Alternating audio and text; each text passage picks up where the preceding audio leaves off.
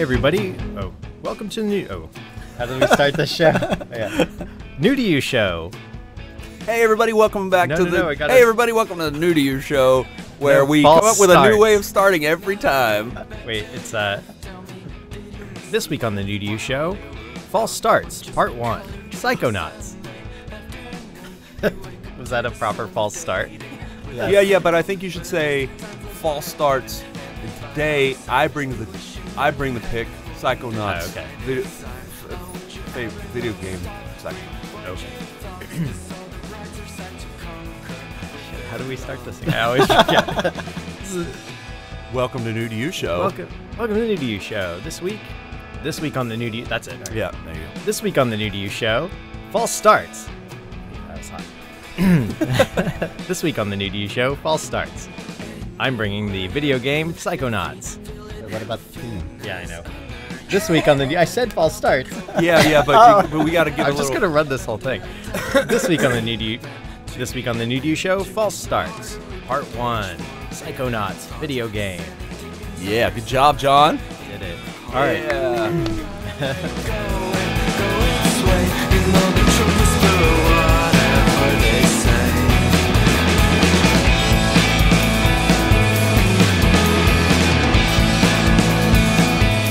Hey everybody, welcome to the New to You show, where we look at pop culture that may or may not be new to you, and probably isn't, because a lot of it's old. might have passed you by somehow. Yeah. So, this week we are tackling a new topic, false starts. Joining me on this journey is myself, John Holt, and my other host. And myself, Keith Vincent.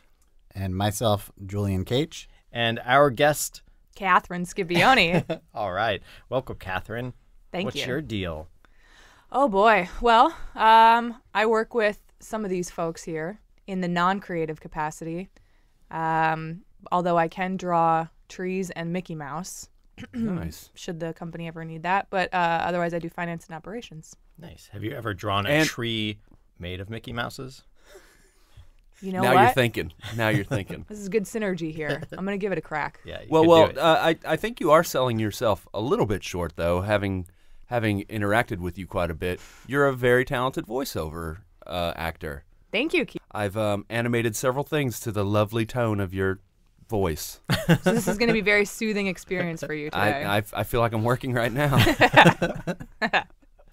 Lip sync. All right. So our theme this week is false starts, and we definitely got off to a good one. Several, in fact. Several. We can let each person who what do brought we mean the topic, by false start, though? Well, I think maybe we let each person talk about that. Okay. Or, what it means to them? What false start means to them? Yeah, and how it pertains to their pick. Yeah. Yeah. Okay. But before we get into that, Jules, what was new to you this week? New to me this week is virtual reality. Whoa. I guess I'll... the concept? Not the concept, but like the reality of it? Of virtual reality. So, I mean, it's kind of been on my radar with, obviously the Oculus Rift headset being kickstarted a couple years ago, and there's been a lot of momentum brewing, and I've been kind of like hearing about it peripherally. But then I don't know what it is, but like a week ago, like the bug just hit me big time, and I pre-ordered a bunch of stuff, and I'm really excited about it all of a sudden. I can't explain why, and I've just been like obsessively reading and like listening. like apps or what do you mean? Just what? the whole thing, the whole idea, the whole emerging That's super specific. medium. Jules, I kind of think that your presentation of this is not new to anyone. Oh, it's like you saying, what am I really into? The idea that one time soon I will be able to do some virtual. Did you purchase like a headset, or what's the deal? Or did you get some cardboard? I pre-ordered. I already had a Google Cardboard. I did purchase another like nicer version of that, and so that's one where you can use your cell phone to look at stuff. And I also pre-ordered the Oculus Rift. So I just took the plunge, which means I will also have to buy a computer to go with it. Right, because it's PC only. Yeah, it's PC only. But that's kind of like buying DVDs before you have a DVD exactly. player. But I have or buying your friend a Dreamcast game to make him buy a Dreamcast. But I'm not going to get it for 6 months, so I have plenty of time to get the computer or whatever. Really? And finance the other equipment. It takes that long to. after you order it? Just because the pre-orders are already sold out or whatever. Good job, Oculus Rift. You guys are. They're just ramping it up too. It hasn't it just recently hit the market, right? Yeah, it was, yeah. But I think the thing that really got me excited about it is this another podcast called I think it's called The Voices of VR or something like that. Yeah, I think so. Sorry. It's a virtual reality podcast. Well, it's basically a guy who just has who was into it himself, and he just started this podcast. He basically goes to every single event that he can related to this and just interviews everybody in the field. And it's kind of like the field is right now where the internet was in the late 90s. There's just a lot of people really fired up about it. Everybody interviews oh man, we got to make our fart app, but for virtual reality. Exactly. Get in on the ground floor. Well, the binaural audio sound. It's in my head. Yeah. It's like, oh, it's farting behind me, and then you look, and they're already gone. And there's just a puff. Yeah, I got to jot this down. Yeah. Yep. So that's it. That's how we'll do it. We'll use VR, but we'll also use what is it called when you use real map technology to there's a bunch of games that use the real life location specific projection mapping, that kind of stuff. stuff. Well, it's almost like you go to these places in the real map, and then it would activate augmented reality. Kind yeah, of stuff. somewhat. But we can set up a community that leave farts for other people to come and experience. Nice. We'll have to have an OR, an olfactory reality as well. Well, there's all kinds of add-ons for VR, that people are dreaming up. So perfect. Smell-o-vision. Come on. Yeah. But that's what's exciting right now. It's in that place where there's, it's starting to happen, and there's a lot of money coming into it, but there's also still a lot of dreamers, A lot of experimentation, which, yeah. So that's it. That's what's new to me. That's what's new to you. So what are your plans? And I could tell by that tone that you're ready to move on, but I still have a question. What are your plans for when you get? Is it a game? Are there games, or what are the things you're going to use when you get it? I want to try it all. But what? I'm not a gamer, and I think that's part of why I hesitated to get into it. So, but I'm excited about all the various, just the new concept, the new experiences you can have. I think people are still figuring out what those can be, and I'm actually more excited. The Oculus doesn't just it's pretty much just a headset, and otherwise you have controllers. They haven't released their controllers yet. But there's also the HTC Vive, which was done in partnership with Valve, and they're coming out with a room scale, so you can actually walk around in a 15 by 15 foot space, and it'll track you. And you also have these wands you hold, so you can see your hands in virtual space, and that's I think I'm way more excited about that. I think there's way more possibilities, but it's also very challenging stuff to figure out. Yeah, for the creators. Have you seen those? They're not treadmills, but it's like a It's like you can a dish walk in place with a slippery floor, and you have this ring. Oh that's yeah, a I sensor, have seen that. And you can have a gun controller that is your VR thing. So you move, and it recognizes where your torso is pushing, and you move in that direction as you move your legs. Yeah. So it's a holodeck. Well, they're actually, it's not a holodeck, because a holodeck is actually a room, and it's all around you instead of, you don't have to wear a headset. That's the beauty of it. But it's certainly... That's the beauty of the holodeck. Right. Exactly. And it Jamiroquai's, and you can't see the Jamiroquai. Right. But I think, we're headed, now that I've been listening to this and hearing what all these different people are doing and thinking about, there's people working on those kinds of experiences as well. And there's also people working on, really upscale virtual reality experiences, that people couldn't afford in their homes, so that you could go to it like an arcade and have play with your friends, and a super crazy version of laser tag and all this kind of stuff. So it's just it's the first baby steps, and you can kind of, if the money keeps going into it, you can see where we'll end up. Right. It's like blue-red 3D. It's how we watch movies now. It was introduced 40, 50 years ago, and it's just, that's it. You go in, and you can get the comic books. Yeah, you put on your blue-red glasses, and that's how you watch your TV or your movies. Yeah.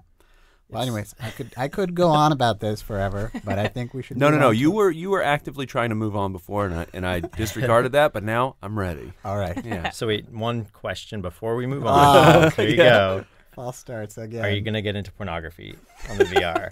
Well, I think that's inevitable. Yeah. It's true. Get into it. He's going to make it. He's already pre-ordered. Yep.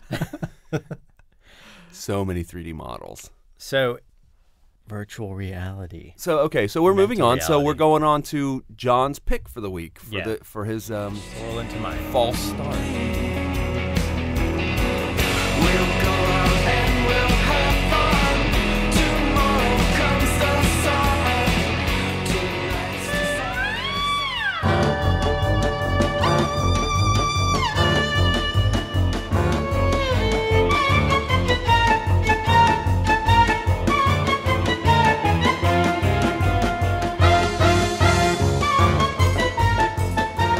My false start for the week is a game from Double Fine and at the time Majesco and THQ called Psychonauts. It was developed by Tim Schafer and Eric Robson.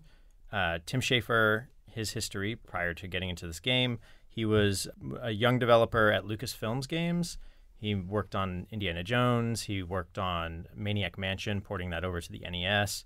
He was Grim Fandango. Grim Fandango was I think that might have been the last thing done at that studio. Yeah. So his first co-design job with Grossman, who made Maniac Mansion, was the sequel to Maniac Mansion, Day of the Tentacle. The strong thing that Lucasfilms Games brought to all their products was story, and through probably Schaefer's influence and the influence of a lot of the crew there, a lot of comedy. Secret of Monkey Island, him and his buddy who worked on that wrote like 2/3 of the dialogue in that product, and they were the ones who put together the Day of the Tentacle, which is really funny and fun, and then moved into Full Throttle, which was his first like fully realized baby, and which is where Psychonauts came from. It was a seed within Full Throttle's development, to realizing this idea, which got cut from the final game. Like they wanted this sort of like psychotropic experience for the main character, almost like a weird acid trip dream sequence, and it was too crazy for consumption for kids or whatever, so they cut it from the game, and he held on to it. He went on to make Grim Fandango, which is probably one of the better and best of the Lucasfilms titles. Really fun adventure game that was in '98, and that was the last of them. So come 2000, he starts his own studio called Double Fine, and he definitely gets in contact with Ed Fries, who was the CEO of Microsoft at the time. And Ed says, I think games are art. I'm going to release the Xbox console in 2001, and I want Psychonauts to be one of the flagship titles. So they're supposed to have this game done in like late 2001 to come out with the Xbox, which was like November 2001. But the game pushes for a good long while, and releases in 2005/2006 after Ed Fries has left Microsoft in 2004, and after Microsoft has almost canceled the game. So it was a big mess, and eventually they get it out. It's like $11.5 million of production. Hold on a second. Microsoft did cancel the game. Right. Well, they canceled. It was more like threatened to, and they were like, yeah, they effectively canceled it, but they still released it. Like they found. Right, but they pulled their funding. Like basically there was I watched the little Right. mini doc on it, and they basically the guy left, the guy quit, and then the new guy was like, this is a risky project. I don't want to put my name on it. And so they just pulled the plug, and they then had to scramble to find their own financing, and eventually made their way to the company you mentioned that. They were already at Majesco. But I know Majesco saved the project. Majesco. So I'll get into Majesco's history with the thing in a second. Comes out 4.5 years later, $11.5 million budget, only sells 100,000 units in the first year. Right. So that's why I think it was a critical success, but a commercial failure. Mm-hmm. It was something where you had an amazing team who unfortunately were maybe a little too new to the experience of running a studio to put together the team to see the vision through. Initially, like in 2000, you're talking like 2001-ish, 2000/2001, they're in San Francisco, like in a warehouse in a very bad part of town, because that's what they could afford. And they were going online and finding developers to help them for free to make this game. Majesco jumps in, which is a company who made their money being a publisher of games that had gone out of circulation. So they would find games from Japan or games that had just kind of fallen off, and publish them for the new consoles. And so they had started publishing their own games, and they got behind Psychonauts, and Psychonauts tanked Majesco. It killed them. So they were like, with Psychonauts about to come out, Majesco is like, is profit is estimated in its fiscal review at like 18 million plus, right? After like a month later, negative $18 million. They just had their projections tanked. Just Like it was because they put so much money into it, or A lot of it was just stock market, reaction stuff. The game didn't. oh, right. stock. Oh god, speculation. But the yeah, game yeah. didn't sell. Yeah. There's a speculation of the value, and when it didn't follow through, when the thing sold no units, Yeah. it was a complete disaster. And Majesco was on the rocks for a long, long time, and basically just said, "We're done with video game consoles. We're done." And so they've gone to handhelds, and so they were there for a while. They just restructured now. In 2013, they were almost totally out of the market. Come 2015, they switched to mobile games and reconstructed. There's like 5 people at Majesco now, and they just make mobile games and repackage existing games, and that's their whole deal. So Have they put out a mobile version of Psychonauts? no. So in 2011, Double Fine got back the rights to Psychonauts and said, hey, they bought them back through Majesco or Microsoft or whatever, because up to this point it was just on Windows, Xbox, and the PS2. And they started releasing it digitally. So by 2012, when they're about to release it digitally, it had sold 400,000 copies. So over the 6 years that it's been out, it's sold less than 500,000 copies. By as of like 2015, December 2015, 1.7 million copies in circulation through digital distribution. So would you say then, in the initial launch, was it just failed marketing, or what contributed to the lack of acceptance? It's a combination where, one, the platform that it was being released on was already outmoded.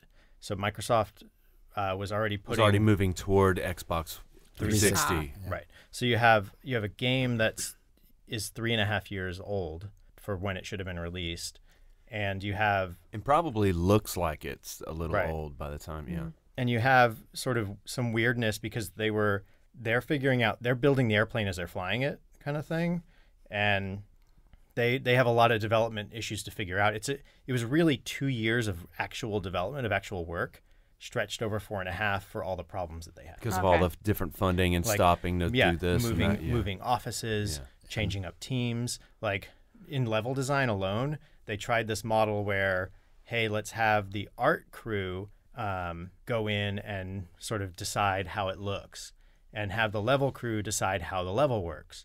And then you had these two groups vying and like butting heads the whole time. And eventually they're like, oh, screw it.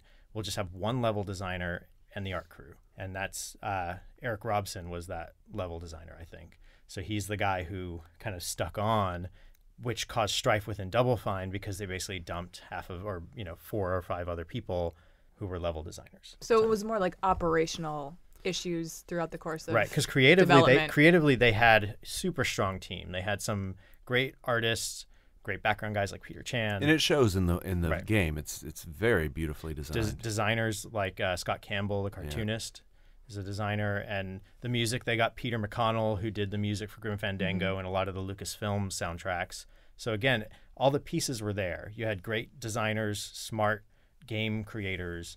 You just logistically had sort of a mess because they weren't great at running studios. Plus, they were trying to put out a product that was ambitious for a first project. Yeah, Well, and, I also go ahead. and most of the crew was green. Like it was mostly like people with not a lot of experience or not experienced with the type of game they were making. So everyone was making it up as they went along, and everyone fit in because they were all at the same level more or less. And so they just made a lot of, like rookie mistakes and, but made up for a lot of that with just like, that enthusiasm you have when you're starting out in the industry, and like they kind of bonded over like working long hours and all the ups and downs of the project and all that kind of stuff. Sounds like kind of like the creative plight in general. If you Yes. don't have like the business prowess to work alongside that. Right. Well, I think too, it's probably if you look at it, I'm sure the trajectory of this project is very similar to all the the early internet startups Yeah, of I'm that sure. era as well. I bet you it's Right. a very similar trajectory. Oh, wow, we got this funding. We're going to hire all these expensive people. And then it's just like, oh, second wave of funding has all these has all these like strings attached, and we got to get rid of this guy and this guy, you know, and it's and as well, the thing that I think bears mentioning is that, you know, when this came out, I mean, I was playing games, and the idea of an indie video game on a platform like Xbox was pretty unheard of. I mean, maybe it's just not what I was paying attention to, but That's true. That certainly was wasn't new. anything I thought was common. Yeah, no, that was a pretty new idea. And even like, you know, more kind of artsy games in general, like Yeah. all the examples I can think of were always on the computer, on the PC. Exactly. Well, I mean, Xbox eventually, I feel like, really did embrace this with the when they went on Xbox 360. You could get games that were made specifically to be never to have a disc. You download them to your hard drive and you play them there. And there were a lot of On their nice. arcade. Yeah, yeah. Yeah, I think digital downloads really opened that up because, you know, I think you had to make a blockbuster, or I mean, you had more motivation to make a blockbuster Right. when you had to like invest on getting it all out in stores, and you had to buy a certain volume and distribute it physically and all that Right. stuff. Now just one dude can make a game by himself and then sell it online, and you know, if it's And good, it becomes also- Minecraft. Yeah. Yeah. You can also sell them for cheaper, Yeah. so you can make. Well, you know, if you think about you don't have to deal with packaging, shipping, all that stuff. And Even you patching could sell if you it. buy. You could sell it for like $3 instead of $60. So therefore, people are more willing to take a risk on it. You get Yeah. more. And your QC and your updates are lower. Like if you're putting something on a physical disc, especially if it's in cartridge era, it has to work. Yeah. Like it just has to work, or else you're basically delivering a faulty product. You're misdelivering. You're sending something out that just is glitchy and buggy and bad. So with stuff where you can download it and patch it and fix it with another download, you don't have to have the same level of QC, and you don't have the same roadblocks up for you. You want to not release a glitchy game, but there are acceptable glitches at a certain point. Well, let's talk about the the production end of it's really neat, but what's the gameplay? That's my favorite So- part of this. so is the- that the this- game yeah. itself is actually super clever and just a really fun concept, Yeah. full of fun concepts. So the story is that it's a psychic summer camp / training ground for psychonauts, which are psychic spies, like James Bond mental ability killers or something. I don't know if they're killers. Some of them are. And this boy Rasputin, R-A-Z Sputin, escapes or runs away from the circus where he was working or being in the family of the circus to this camp to become a psychonaut because he's enthralled with this idea. Finds out that there's a sinister plot that only he can foil with his very strong fledgling psychic abilities. And so the game itself, the gameplay is very open world in some regards, level exploration to find all the little bits and a lot of 3D platformer Solve puzzles. stuff. There's a lot of puzzles and a lot of They're like racking up stuff to get additional psychic powers. Yeah, so you're finding stuff, but it's a lot of like the puzzles, like physical puzzles, where you're saying, what do I have to do? How do I have to navigate this environment to get to this platform to get this thing? And it's so there's puzzles in that regard, and there are puzzles in terms of, I guess they are like Zelda, where you're like, which switch do I hit to do this? And there are fun like secret places to find in all the levels. And But the idea is that you're going through someone's psychic projections. Right. Like your character is like the embodiment of someone navigating someone's literally vaulted their mind. mind, in that Yeah. they have little doors on their head, and you open up, and your astral projection Right. enters that door, and you navigate. So this each world. different level is a different person's head. Right, so that you're and each person could have a totally different aesthetic to their brain, and you're also different kinds of puzzles that you have to solve to reach the goal of them. And I think they present that really well from Yeah, when I the think game so, starts, too. because it's like when you first open a Mac or something like that, and they give you that like big flowery kind of sonic experience, and opening up this game where you jump into the brain, and I think the Captain Oleander, whoever the sergeant guy is, kind of says, or they're describing the brain, and he says something like, it's a 3-pound pile of dreams. And I just thought that the opening narrative and language was really clever to kind of get you excited about what the game was going to be. I think that's a hallmark of a lot of the games that led up to that too. Like, just the writing is all in narration and dialogue is always very clever. Which is why this won a BAFTA Games Award Best Screenplay in 2006. Way to go! Way to go, BAFTA. Yeah.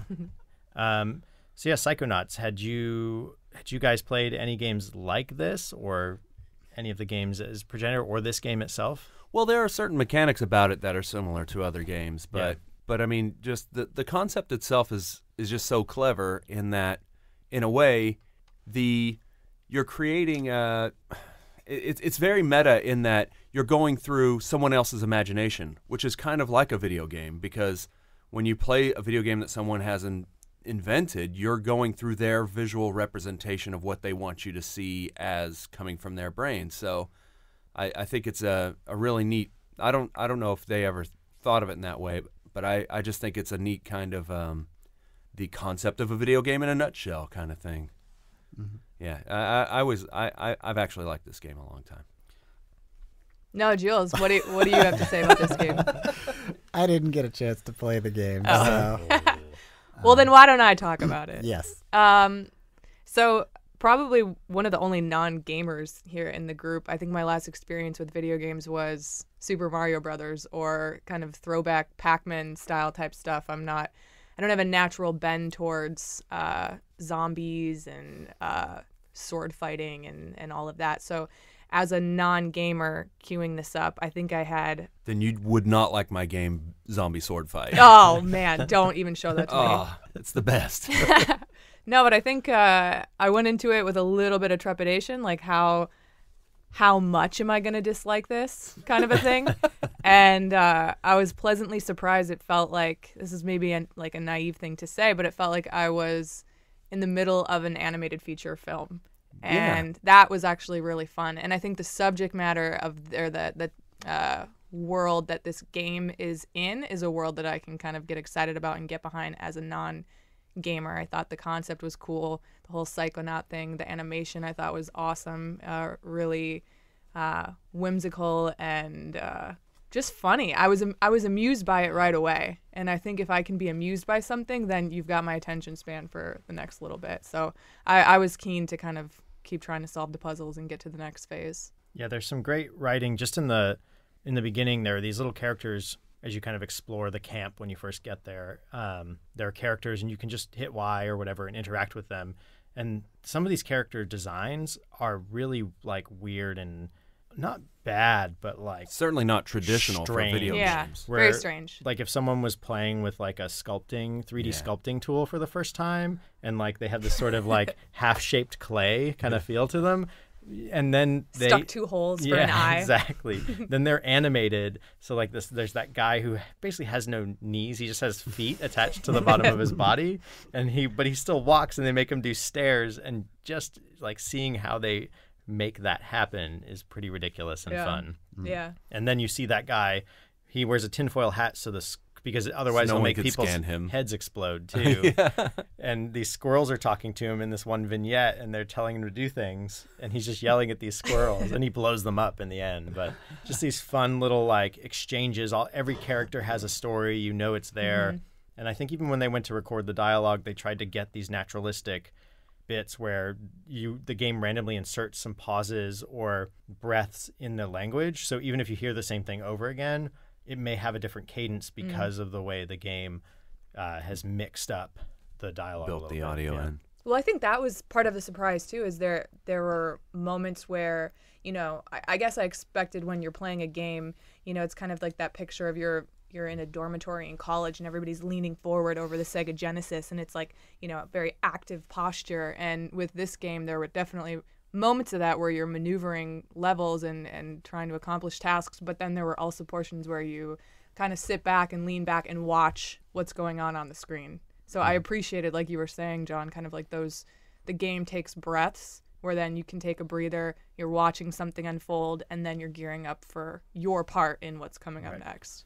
Yeah, I played another, excuse me, I played another Double Fine game called Broken Age, which was like their big Kickstarter game, and it was also very storytelling oriented, a lot of whimsical art, and they'd had a lot of like, you know, you kind of kick back and watch it unfold. Yeah, and that was their first adventure game, Broken Age, and another great game to check out. Even more story driven and probably more approachable than Psychonauts in that it doesn't have the platformer element. It's more about exploring the world and just point and clicking. Yeah, but I mean, I enjoy the platformer stuff because that kind of gives you old video game stuff. I guess what you avoid in it is if you're not someone who has like the patience for that and the hand-eye coordination built up from Right. years. Well, of plus it's a 3D. It's not only platform. It's in 3D space, platformer which is can be a especially nightmare. at that time was a little difficult. Because you also have to know, like you have to be able to hopefully negotiate the camera if the camera is Yeah. even negotiable to get the angles you need to make the right jumps. So it's another level that can be kind of difficult in a platformer. But Broken Age has great story, great characters. And don't even get me started that it was funded by Kickstarter. Don't even get me started on that. And beautiful artwork. That's really what drew me to it. As I was looking actually for artwork reference, and I for a project we were working on, and I found this game, and I was like, this game looks amazing, and that's kind of what drew me into it. And it looks very different from. I mean, it looks like moving illustrations is how I would describe it. It's very lush. It's 2D, but it's very. I'd never seen a game that looked like it. So with Psychonauts, then, what would you say was, or I guess maybe still is, like the target audience or target age bracket that would really kind of latch on to this type of game? Is this something that like bona fide adults? I think I can get in on this a little bit. My a little backstory. My wife, when she was my girlfriend, used to work at a video game website, a video game review website that's defunct now, sadly, or maybe it's still around in some form. But it's called Crispy Gamer, and they were a lot of the people have since from that website have gone on to do really amazing things. In fact, one of the main editors of the AV Club was at Crispy Gamer, and there's a bunch of dudes from the Huffington Post and stuff. But anyway, the what was cool about what they were doing at Crispy Gamer, and I feel like Psychonauts was kind of a genesis of this, but kind of the thinking man's game, if that makes sense. Mm-hmm. You know, like sure, we all admit to having fun playing Halo and blowing stuff up, but sometimes there's a game that is worthy of more than that attention span. Yeah. And I think that's kind of what Psychonauts was knocking at the door for. Gotcha. And I think it's therefore has a broader age range where almost like the Lego movie, where it's like, hey, you can go into the Lego movie as a 10-year-old or an 8-year-old and enjoy it, even though like 2/3 of the content is going right over your head. Right. And but you don't even notice because it's so fun. And you can be like a mid-30 something and walk into Lego movie and enjoy it for the childishness of it and enjoy the humor that is geared right for you, that you get all the references and the heart and all those moments. I think this game has a similar range in that it's written smart but you don't have to get it to get the just game. Play the game. Yeah. Sure. Yeah. I think that's both like the strength and the reason their games have struggled is that they don't fit the mold of the like stereotype you have of a game. Yeah. And I think they are games I think that are more approachable to the general public. But the general public doesn't even look at games. Like, you know, I think like, I'm like the not perfect true. case study of that. yeah, But yeah, that's it's like you're not a gamer, but you're like, hey, I could get into this. Yeah. You know, and I think there's a lot of people out there who don't even know that there are games like this. And at Well- the same time, the hardcore gamers are like, this isn't like my deal. You know, like this is bread this and is- butter.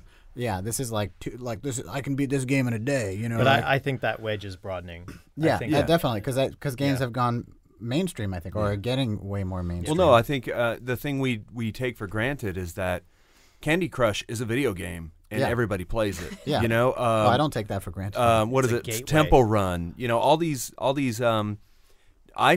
mobile device games everybody plays them, so everybody's a gamer, even though they don't really realize it. Yeah. So, But I guess it still requires a time investment, and I think that's kind of where And that's what subways are for.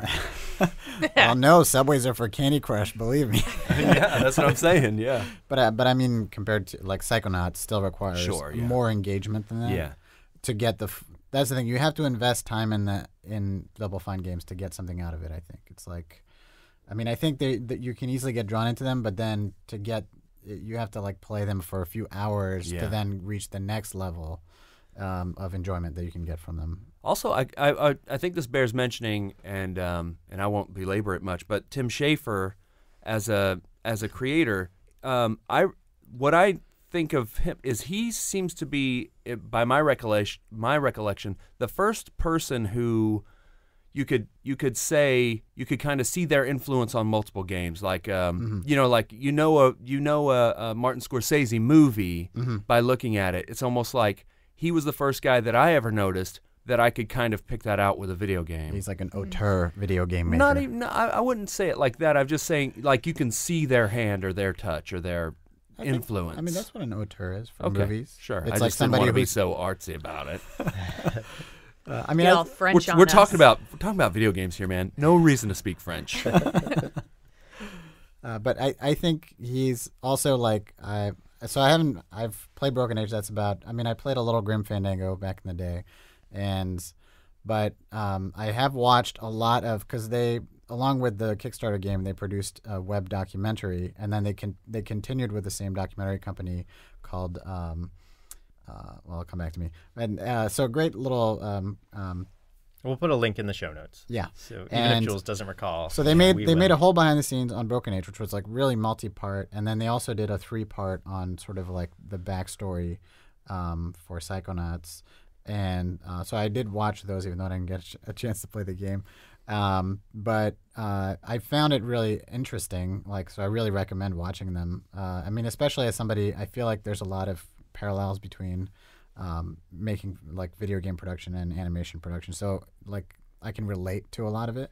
But also there's a lot of interesting people on the crew, and a lot of thoughtful people. And Tim Schafer is also like, he's very good at communicating. And he's very he's incredibly enthusiastic and passionate about what he does, and he kind of like sells you on it. I think that's one of his strengths, and I think he's been. Well, hopefully he sells the public on it. I mean, we're still at a point where people don't recognize the artistry that goes into a lot of this. I mean, even games that we take for granted, like like whatever shoot 'em up bang bang game. Yeah, there's artists that are pouring their heart and soul into these. Yeah. But the thing is, I think it's both, again, like it's what's great about them, but also like why I don't think they'll ever be huge. Like I think they're always gonna struggle a little bit financially because Double Fine. Yeah, because their games are kind of quirky, and I don't think they're for a general audience. I think they're for a passionate audience, but not like a general audience. And I think having watched these documentaries, he's enough, like he's not enough courting it. He's not enough of a businessman that he'll always like give in to wanting to make the game better and wanting to see his vision through, and spend too much money on the game, really is what it comes down to. Like he's spending more on making the games than what he's going to get back, or he's going to break even, or maybe in the long run. Maybe he's playing the long, Yeah, he's playing the long game. I think his games do have like a long life, like we saw with Psychonauts coming back to life in a way.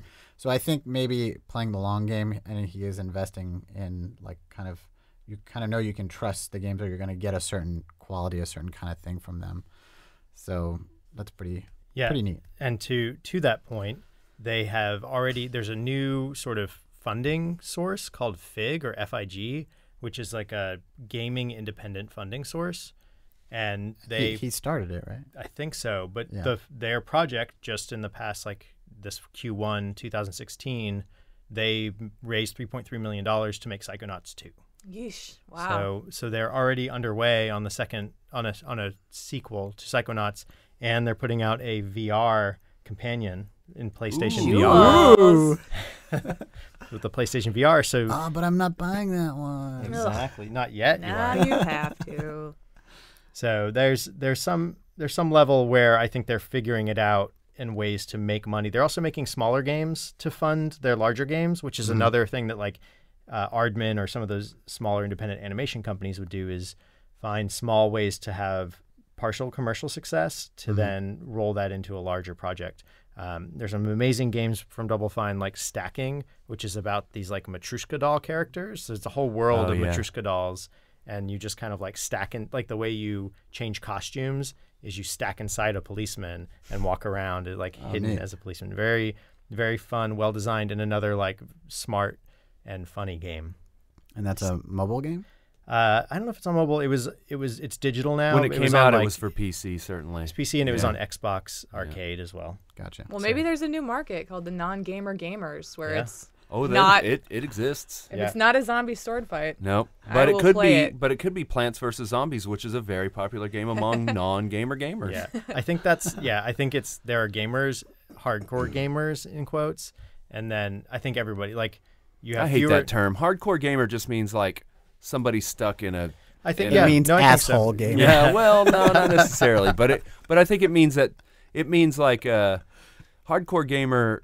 It could mean lots of things, but I feel like it means someone who's stubborn about what their view of video games are, which is I think it's not open to change. Right, it's not a badge. Right. They're the Republicans of video games.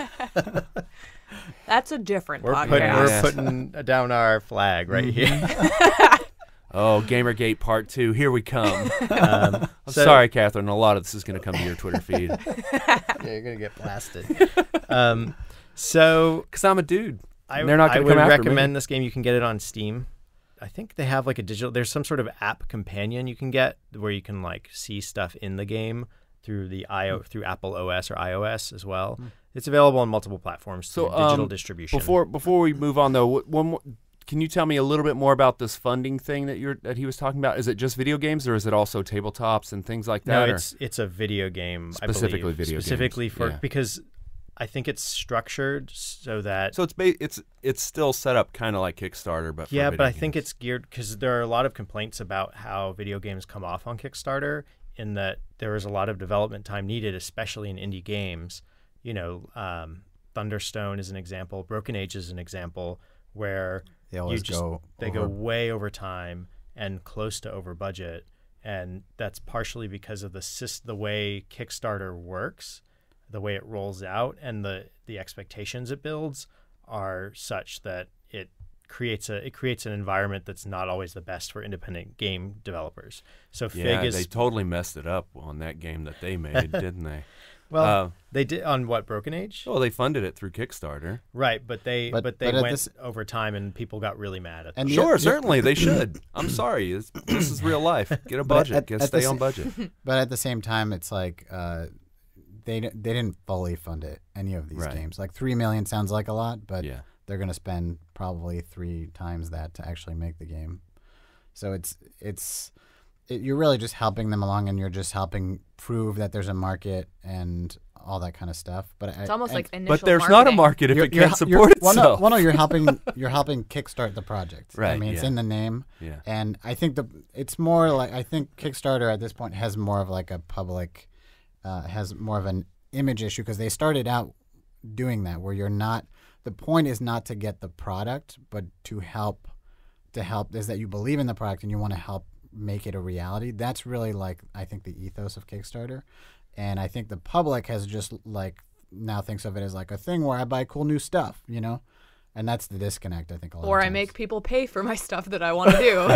Yeah. You're not making anybody Oh do man, that. Katherine, you and I are on the same page with Kickstarter. We've gone down this Kickstarter. Yeah. Many We're times. not going to go back. Broken record. So let me bring back one bit of Psychonauts trivia before we roll out of here. Okay. The character of Raz is played by Richard Horowitz, who is also the voice of Zim on Invader Zim. Oh wow! So there you go. There's a little something. He's a prolific video game and animation voice actor. But yeah, that's my trivia. So, but we went around. Everybody's pretty positive on it. Yeah, I give it a favorable review for sure. Would you play more of it, Katherine? I would. All right. If she had a time machine and could make more time for herself. When I'm not watching television, maybe I'll try gaming. Combo deal. What about you, Jules? Do you think you'd actually get in and play it? I don't know. I really enjoyed the documentary. I was actually like, I mean, Steam is a big deal, and I'd heard a lot about it, and I had to like download it on my computer to like try and buy Psychonauts, and I was actually like surprised at how not like sexy Steam was. It was like it looks kind of like bones, it looks like it's made 10 years ago. Yeah, it really does. And it was kind of clunky, and I just was like, kind of got like frustrated and was like, ugh, 10 years. I feel like it's like Yeah, I think it's 15. much. I think it seems pre-Facebook. Yeah, it's much nicer on consoles, or it's not on consoles, right? Nope. They have their Well, own they have console. they made their own. They kickstarted their own console. Gotcha. Yeah. I don't know. So I was surprised console. because I know it's been very successful. I guess it's just a one-stop shop, but I don't know. The starting experience was not great for me. On it. Yeah, I think they're catering to the PC gamer, so there's a little. They don't need to get you Mac heads in on this. Yeah. It doesn't have to look nice. Just make me play my games. Or be easy to do, or do anything. Yeah, It's part of the Intuitive. initial challenge. Yeah. The whole thing. That's right. Because hardcore gamers know how to play games on the thing. Anyway, Do you think you great. play it? Do you think you when would you introduce Felix to Psychonauts? I don't know. Felix is your cat. That's my son. well, by then he'll be like, "You have to use your hands." Yeah, This that's is a baby's toy. Yeah, as he enters your mind. That's right. Let's see. I don't know. I think if you're not 12, I don't think it's going to be as enjoyable. I don't think you're going to get you're not going to appreciate it as You'd much. rather be Minecrafting. Yeah, well, the kids really love playing Minecraft for hours and hours. That's for certain. All right. Well, thanks everybody for entertaining my pick this week.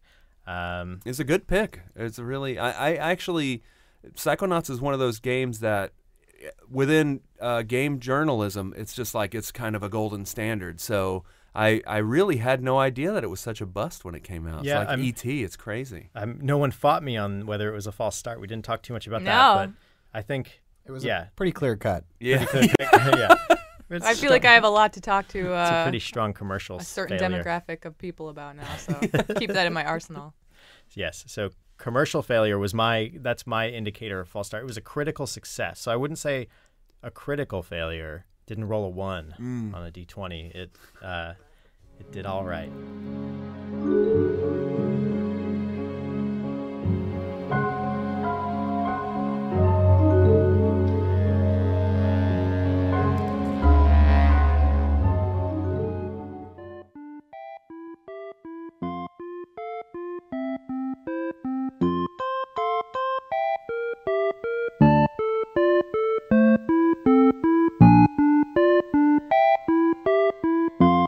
Well, good pick, Holt. Thanks. So, what do we got coming up next week? We got more picks on false starts, correct? Yeah, so we're gonna roll into another false start.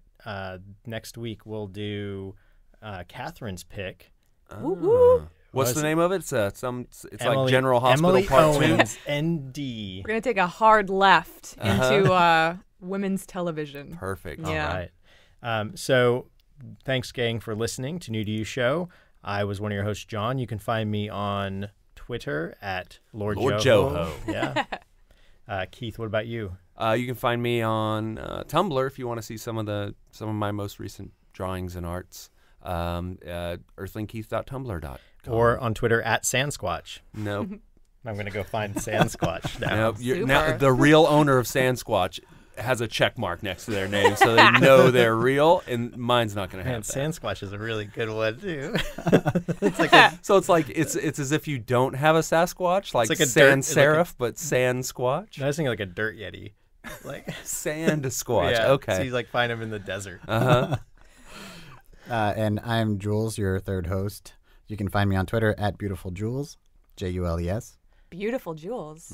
I like that. And I'm Katherine. You can find me on Instagram at kskip, KSCIP, or you can check out my voiceover work at katherinescipione.com. All right. Well, I didn't know you had a website. That's cool. Check it I'm gonna go out. check it out. I'm So- gonna like that. If you want to learn more about Psychonauts or about our show, you can find more on our website at newtoyoushow.com.